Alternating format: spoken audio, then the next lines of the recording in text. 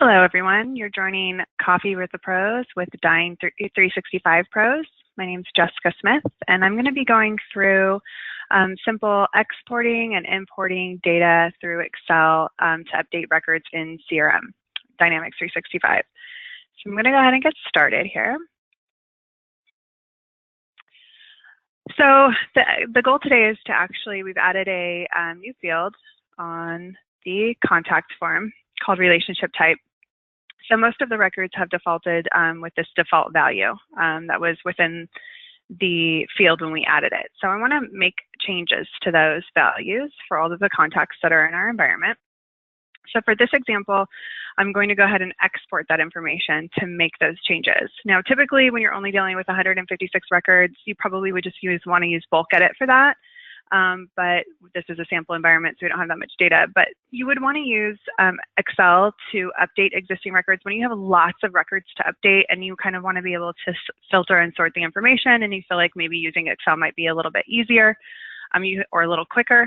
You can go ahead and export that information, make those updates in Excel, and then import that data back into CRM, and the system will actually update the existing records with the values that you've changed. So, if you're updating addresses or you're updating email addresses or something as simple as this example that I'm giving, it can make things a little bit quicker if you do need to use Excel. So I can just go ahead and click on export to Excel from here.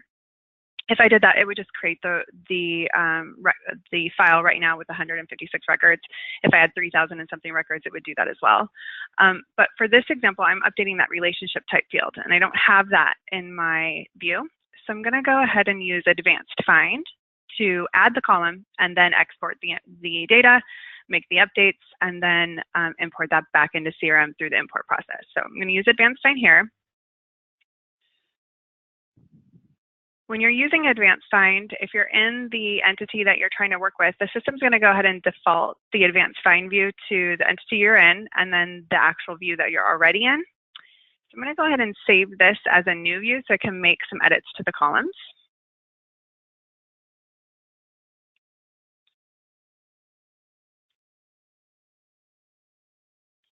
Okay, so I'm just giving it a new name. All right. Now I'm going to go ahead and add my columns, or my column of data here. So I'm just going to pop in relationship right here, click on add columns, and then scroll down. And there we go. Okay, now I see my relationship type here. Click OK. And then now that I click, I'm going to go ahead and save before I exit out of that. And then I'm going to go ahead and click results. You'll see now that I have that relationship type column, and there are all the values of data that are already in there. So I'm going to just expand this a little bit. So if I click on export contacts, it's going to immediately create an Excel file for me. You do have a couple more options. If you click this drop down, you'll see that you have export to a static worksheet page only. You'll have an additional option if you have more than 250 records, which is all that you can view within one page in Dynamics. If you have more than that, you'll actually see another option that says dynamic worksheet for all records in this view, which means that so all pages of all data. You don't see that because we only have one page data. Okay. So now I'm just going to open up my Excel file. And I'm going to enable editing first. I'm actually also going to save this locally so that I can save my edits and go back to it.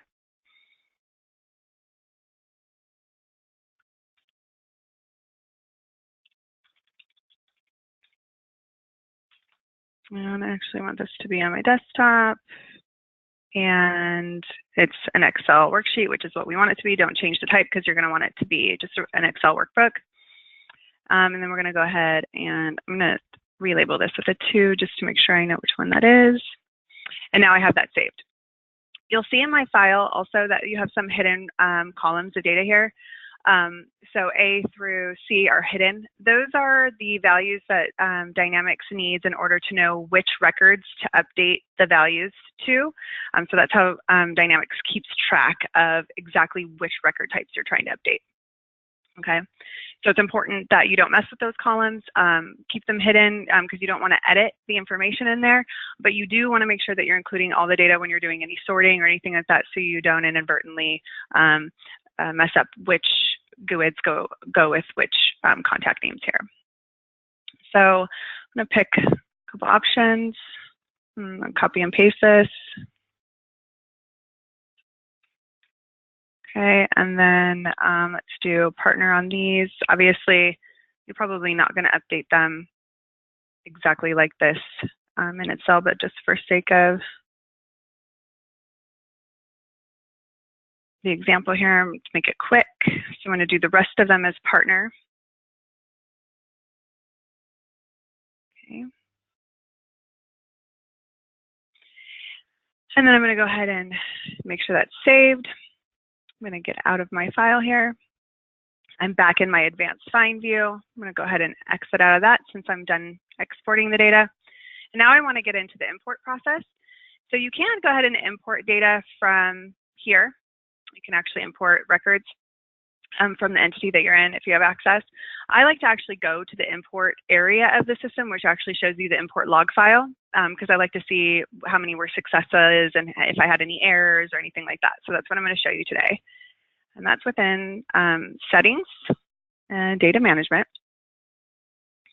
Now, if I go to imports here, I'm going to see any imports that I've done. Okay. And I'm going to go ahead and do import data. I am going to choose my file and make sure I get the right one. And then you're going to click next. The system knows that if you're using an Excel, just a standard Excel workbook, that you're trying to update existing records. If you change the file format to .csv or .comma delimited or something like that, it's going to actually try and create new records. So keep that in mind. Keep it as a straight Excel file when you're trying to update existing records. Okay, it's going to tell me that my file was uploaded successfully, which means it's just a right file format. If I didn't have anything ignored here, it would actually just pull in. It would actually skip this page, but it's just letting me know there's a couple of things that aren't mapped, and I don't need to because I'm not updating any full name information. I'm just simply importing that relationship type. So that's mapped and I'm good to go. Click next. And it's just going to give you this little warning. Doesn't mean that you can't have unmapped fields. You just go ahead and bypass that. And then go ahead and click next. And then it's just saying, do you want to allow duplicates? No, we don't. And then, who's going to own the records if I'm creating new records? These two things aren't really applicable when you're trying to update existing records. So you can just go ahead and click submit. And then it tells me my data has been submitted. So I'm going to go ahead and click finish. And you'll see here that I now have a new import record. It's in submitted status. And then it's going to go ahead and refresh here. Once I refresh, it's going to tell me that it's processing it. It reads 156 lines. And it's importing, and it should complete here in just a moment. So we had 154 successes and 2 partial errors. So I'm going to go ahead and open up this record. And if I look at the contacts that were fully imported, I'm going to see an update for the operation type. So it's really important to make sure that you successfully updated existing records rather than creating new records.